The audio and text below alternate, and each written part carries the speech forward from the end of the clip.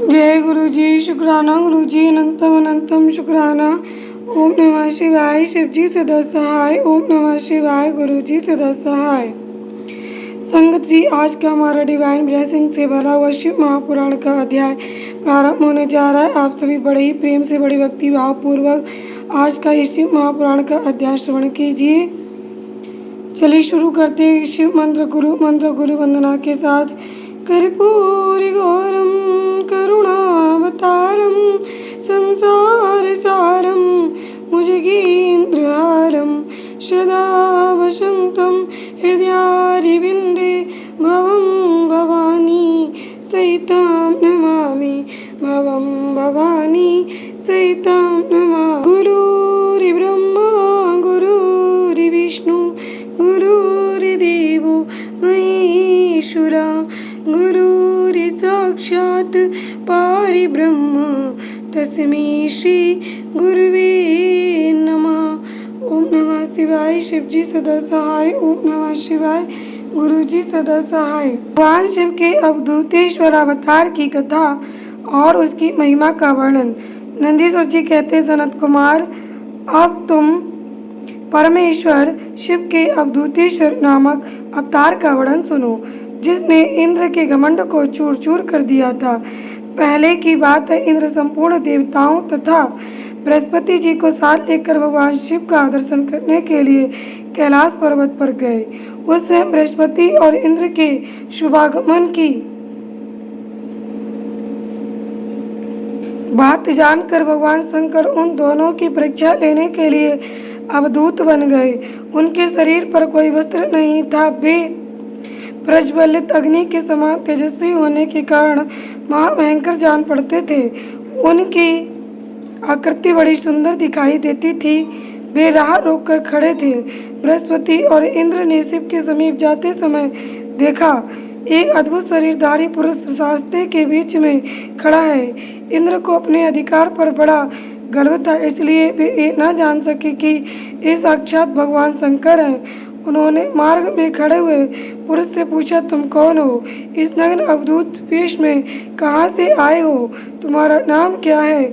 सब बातें ठीक ठीक बताओ, देर न करो। भगवान शिव अपने स्थान पर हैं या इस समय कहीं अन्यत्र गए हैं।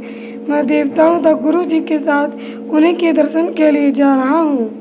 इंद्र के बारंबार पूछने पर भी महान कौतुक करने वाले अहंकारहारी महायोगी त्रिलोकीनाथ शिव कुछ न बोले, चुप ही रहे। तब अपने ऐश्वर्य का घमंड रखने वाले देवराज इंद्र ने रोष में आकर उस चिट्टाधारी पुरुष को फटकारा और इस प्रकार का इंद्र बोले, अरे मूढ़ दुर्मते, तू बार बार पूछने पर भी उत्तर नहीं देता, अतः तुझे वज्र से मारता हूँ, देखूं कौन तेरी रक्षा करता है। ऐसा कह उस दिगंबर पुरुष की ओर क्रोधपूर्वक देखते हुए इंद्र ने उसे मार डालने के लिए वज्र उठाया। ये देख भगवान शंकर ने शीघ्र ही उस वज्र का स्तंभन कर दिया। उनकी बाह अकड़ गई, इसलिए ये वज्र का प्रहार न कर सके। तदंतर वह पुरुष तत्काल ही क्रोध के कारण तेज से प्रज्वलित हो उठा, मानो इंद्र को जलाई देता हो। भुजाओं के स्तंभित हो जाने के कारण सच्ची बल्लभ इंद्र क्रोध से उस सर्प की भांति जलने लगे, जिसका पराक्रम मंत्र के बल से अवरुद्ध हो गया हो। बृहस्पति उस पुरुष को अपने तेज से प्रज्वलित होता देख तत्काल ही ये समझ लिया कि साक्षात भगवान हर हैं। फिर तो वे हाथ जोड़ प्रणाम करके उनकी स्तुति करने लगे। स्तुति के पश्चात उन्होंने इंद्र को उनके चरणों में गिरा दिया और कहा, दीननाथ महादेव, ये इंद्र आपके चरणों में पड़ा है, आप इसका मेरा उद्धार करें। हम दोनों पर क्रोध नहीं, प्रेम करें महादेव। शरणागत इंद्र की रक्षा कीजिए। आपके ललाट से प्रकट हुई ये आग इन्हें जलाने के लिए आ रही है।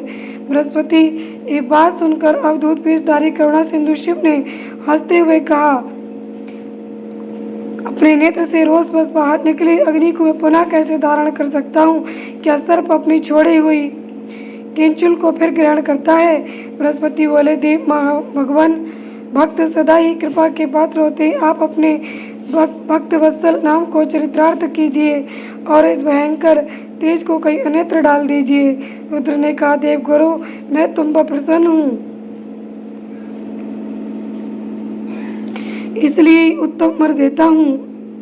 इंद्र को जीवित नाम देने के कारण आज से तुम्हारा एक नाम जीव भी होगा। मेरे ललाटवर्ती नेत्र से जो ये आग प्रकट हुई है, इसे देवता नहीं सह सकते, अतः इसको मैं बहुत दूर छोड़ूंगा, जिससे ये इंद्र को पीड़ा न दे सके। ऐसा कहकर अपने तेज स्वरूप उस अद्भुत अग्नि को हाथ में लेकर भगवान शिव ने 4 समुद्र में फेंक दिया।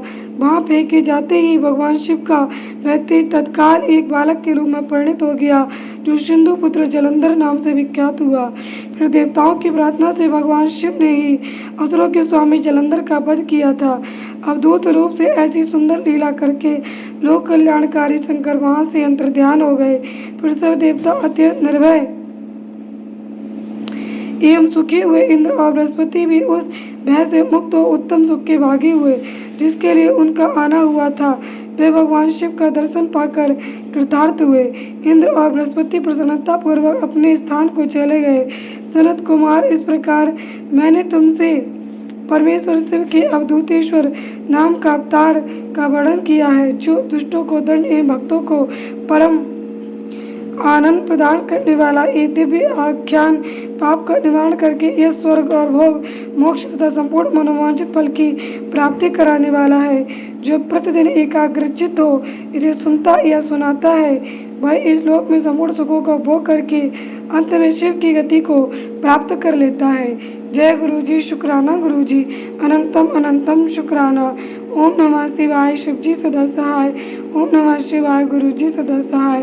संगत सी, आज का हमारा ये डिवाइन ब्लेसिंग से भरा हुआ अध्याय यहीं पर संपूर्ण हुआ।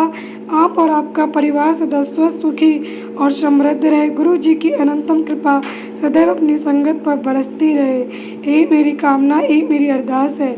जय गुरु जी, शुक्राना गुरु जी। संगत जी, देखिए गुरु जी ज्योत में कितने प्यारे दर्शन दे रहे हैं। आप सभी बड़े ही प्रेम से, बड़े भक्ति भाव पूर्वक आज की ज्योत के डिवाइन दर्शन कीजिए।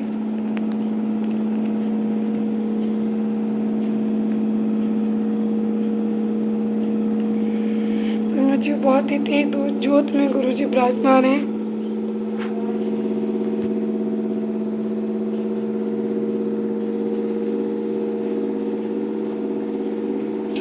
जय गुरु जी, शुक्राना गुरु जी।